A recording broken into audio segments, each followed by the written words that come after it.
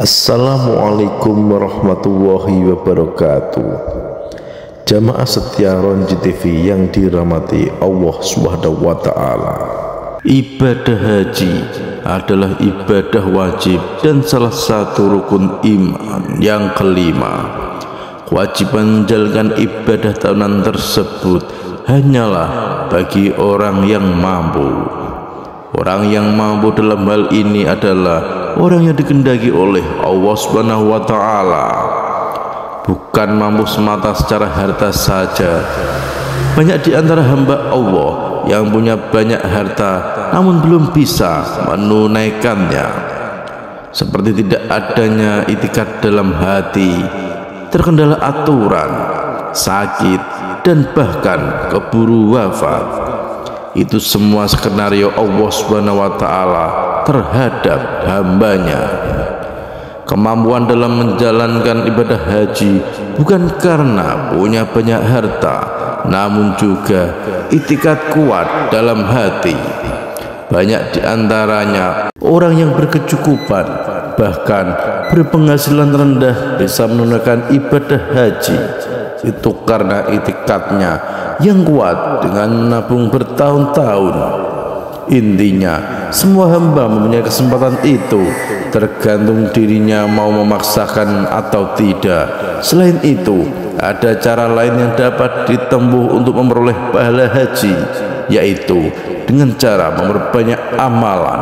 Ada 3 amalan yang setara dengan pahala ibadah haji bagi mereka yang belum mempunyai kesempatan. Dalam beberapa hadis dijelaskan ada beberapa amalan yang kalau dilakukan dengan penuh keikhlasan dan konsisten, maka pahala dari amalan tersebut setara dengan ibadah haji.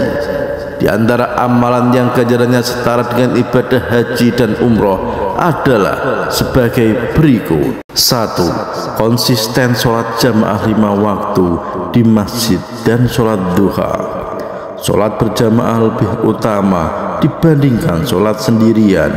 Selain mendapatkan pahala 27 kali lipat, sholat berjamaah di masjid juga dilimpahkan pahala ibadah haji bila dilakukan terus menerus.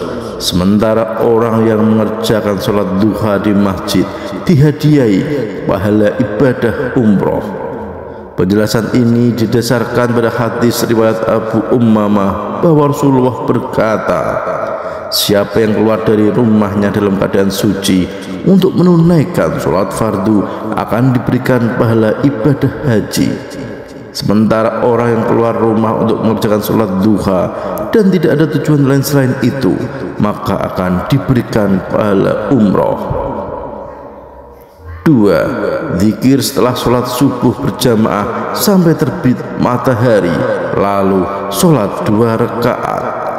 Selain sholat 5 waktu berjamaah, orang yang berzikir setelah sholat subuh juga diberikan pahala ibadah haji dan umroh.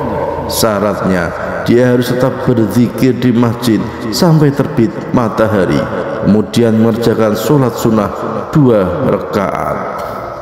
Hal ini berdasarkan riwayat dari Anas bahwa Rasulullah berkata, siapa yang mengerjakan sholat subuh berjamaah kemudian dia tetap duduk sambil zikir sampai terbit matahari, dan setelah itu mengerjakan sholat 2 rakaat, maka akan diberikan pahala haji dan umroh. Hadis riwayat At-Tirmidzi. Yang dimaksud zikir dalam hadis di atas tidak sebatas melafadzkan kalimat zikir, tetapi juga termasuk tawaf bagi orang yang berada di Masjidil Haram, meski majelis ilmu serta majelis ilmu dan agama. Hal itu dilakukan sampai terbit matahari dan sekira matahari setinggi tombak.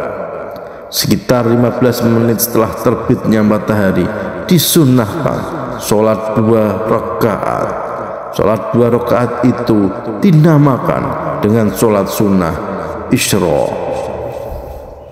3. Pergi ke masjid untuk menuntut ilmu atau mencari kebaikan. Tidak hanya ibadah sholat yang mendapatkan pahala haji dan umroh, menuntut ilmu dan mengajar di masjid pun diberikan pahala ibadah haji, sebagaimana penjelasan dari riwayat Abu Umamah bahwa Rasulullah berkata, siapa yang berangkat ke masjid hanya untuk belajar kebaikan atau mengerjakannya, diberikan pahala seperti pahala ibadah haji yang sempurna hajinya. Meskipun ketika amalan di atas diberikan pahala ibadah haji dan umroh, bukan berarti orang yang mengerjakan amalan tersebut tidak diwajibkan haji dan umroh. Wajiban haji dan umroh tetap berlaku bagi siapapun. Pahala ketika amalan di atas diserupakan dengan pahala ibadah haji dan umroh, bertujuan untuk memotivasi umat Islam untuk melakukannya. Selain 3 amalan tersebut, masih ada lagi amalan yang pahalanya setara dengan ibadah haji, yaitu berwudu di rumah dan pergi ke masjid untuk sholat fardu berjamaah, berbakti kepada orang tua.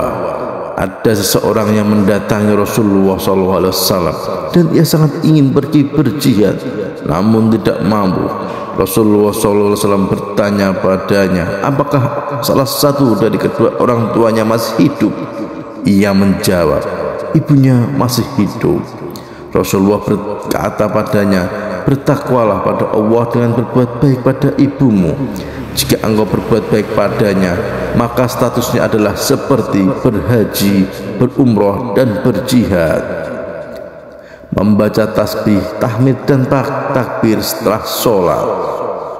Ada orang-orang miskin datang menghadap Nabi SAW. Mereka berkata, orang-orang kaya itu pergi membawa derajat yang tinggi dan kenikmatan yang kekal.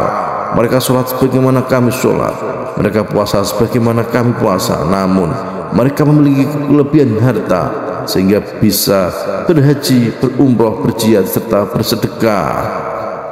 Lalu Nabi SAW bersabda, maukah kalian aku ajarkan suatu amalan yang sama derajatnya dengan orang yang pergi berhaji?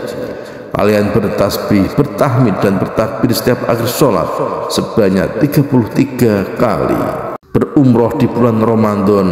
Jika Ramadan tiba, berumrohlah saat itu, karena umroh Ramadan senilai dengan haji. Bertekad untuk berhaji. Siapa yang memiliki uzur tapi punya tekad kuat dan sudah usaha melakukannya, maka dicatat seperti melakukannya.